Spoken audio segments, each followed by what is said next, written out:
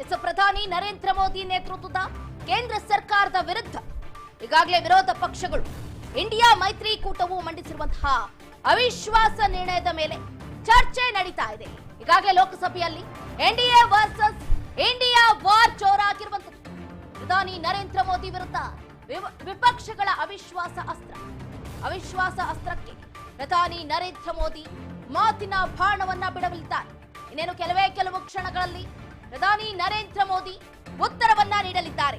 ಇಂದು ಸಂಜೆ ಸುಮಾರು 4 ಗಂಟೆಗೆ ಪ್ರಧಾನಿ ನರೇಂದ್ರ ಮೋದಿ ಅವಿಶ್ವಾಸ ನಿರ್ಣಯದ ಮೇಲೆ ಚರ್ಚೆಯನ್ನ ನಡೆಸುತ್ತಾರೆ. They should be tried for treason, गद्दारी के ऊपर इनके ऊपर मुकदमा होना चाहिए, क्योंकि ये चाइना के साथ इनके साथ हो रहा था 2018 के अंदर। 2018 में यही अविश्वास प्रस्ताव आया था।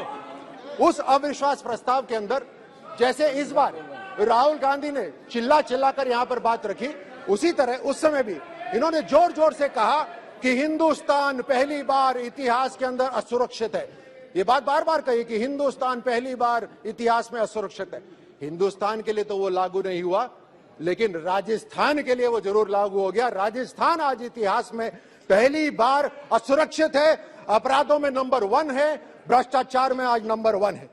यहां पर खड़े होकर बड़े इमोशनल तरीके से राहुल गांधी बोल रहे थे, मैं जा रहा था, मेरी जुबान भी नहीं खुल रही थी, वो महिला आई, उसने ऐसे पूरी रात अपने बच्चे के साथ बिताई।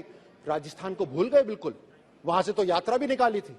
14 साल की वो मासूम बच्ची जिसने इस दुनिया को भी नहीं देखा था, उसके साथ सामूहिक दुष्कर्म हुआ, जिंदा को काटा गया, उसको भट्टी में कोयले की भट्टी। ವಿಪಕ್ಷಗಳ ಅವಿಶ್ವಾಸ ನಿರ್ಣಯಕ್ಕೆ ಪ್ರಧಾನಿ ನರೇಂದ್ರ ಮೋದಿ ಉತ್ತರವನ್ನ ಕೊಡಲಿದ್ದಾರೆ. ಕೆಲವು ಕ್ಷಣಗಳಲ್ಲಿ ಉತ್ತರವನ್ನ ನೀಡಲಿದ್ದಾರೆ ಪ್ರಧಾನಿ ಮೋದಿ. ಈಗಾಗಲೇ ನಿನ್ನೆಯಷ್ಟೇ ರಾಹುಲ್ ಗಾಂಧಿ ಭಾಷಣದುದ್ದಕ್ಕೂ ಮೋದಿಗೆ ಟಕ್ಕರನ್ನ ನೀಡಿದ್ರು. ಮತ್ತೊಂದು ಅವಿಶ್ವಾಸ ಯುದ್ಧದಲ್ಲಿ ಗೆಲ್ತಾರ ಪ್ರಧಾನಿ ನರೇಂದ್ರ ಮೋದಿ ಅನ್ನುವಂತಹ ಪ್ರಶ್ನೆ ಈಗ ಮೂಡ್ತಾ ಇರುತ್ತದೆ. ಈಗಾಗಲೇ ವಿಪಕ್ಷಗಳ ಅವಿಶ್ವಾಸ ನಿರ್ಣಯಕ್ಕೆ ಇನ್ನೇನು उत्तरवನ್ನ ನೀಡಲಿದ್ದಾರೆ ಪ್ರಧಾನಿ ನರೇಂದ್ರ ಮೋದಿ. शर्म आनी चाहिए इनको।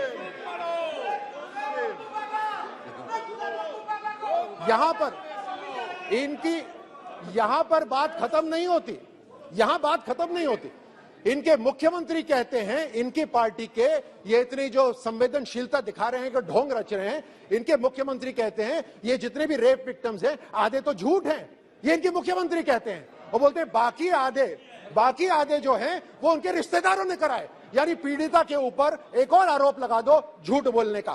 यही नहीं, इनके मंत्री सदन के अंदर खड़े होकर ये बोलते हैं कि हाँ राजस्थान रेप्स में नंबर 1 है, और फिर मुड़के बोलते हैं क्योंकि राजस्थान मर्दों का प्रदेश है, और उसमें उनके विधायक ठहाके लगा के हंसते हैं। ये है कांग्रेस का असली चेहरा। ये 17 बलात्कार हर रोज राजस्थान के अंदर होते हैं, 7 हत्याएं हर रोज होती हैं। आप कहां मणिपुर की बात कर रहे हैं? आप ही के मंत्री ने वहां सदन में खड़े होकर यह बोला कि मणिपुर की तरफ नहीं, अपने गरेबान में झांकिए, उसका मंत्री पद छीन लिया गया, उसको वहां सदन में मारा गया। ये इनकी असलियत है कांग्रेस की।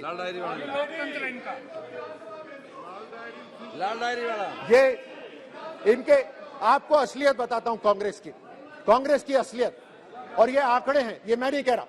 इनके विधायकों के बेटे, विधायकों के भतीजे, विधायकों के पीए, उनके ऊपर दुष्कर्म की एफआईआर हो रखी है। ये है असलियत इनकी, लेकिन उनके ऊपर कोई कार्रवाई नहीं हो रही। गर्भवती महिलाओं के ऊपर ये जो पैसे बनाते हैं, वो इससे ये अपनी जेब भराई कर रहे हैं।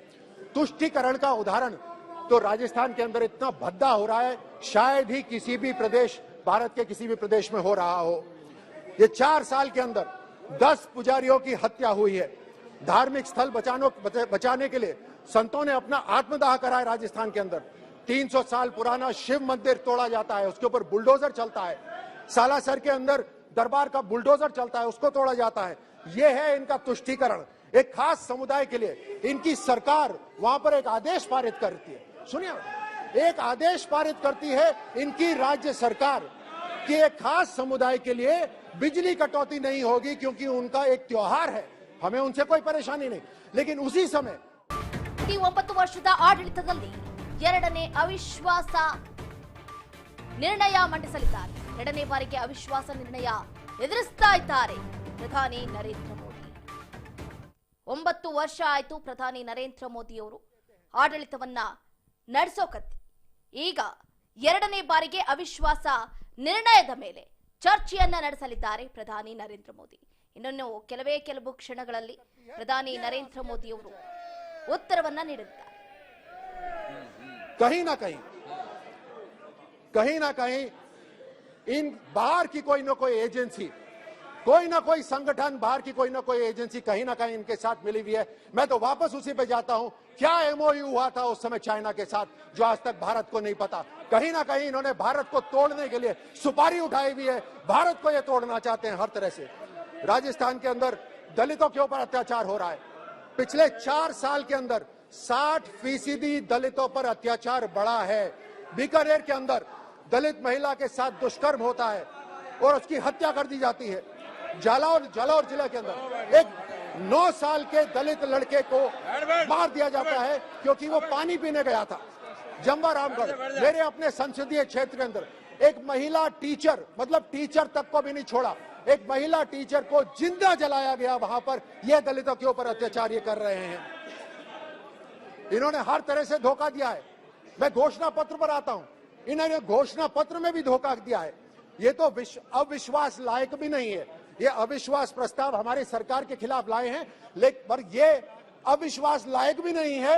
इन्होंने राजस्थान के साथ विश्वासघात करा है. ये है असलियत इनकी. घोषणा पत्र के अंदर ये कहते हैं कि हम हस्तशिल्प कला और हथकरघा निदेशालय का गठन करेंगे. नहीं करा. यहाँ पत्रकार बैठे हैं, राजस्थान के पत्रकारों को इन्होंने बेवकूफ बनाया. बोलते हैं हम आपकी सुरक्षा के लिए एक अधिनियम लेकर आएंगे. 4.5 साल हो गए, एक भी अधिनियम नहीं आया.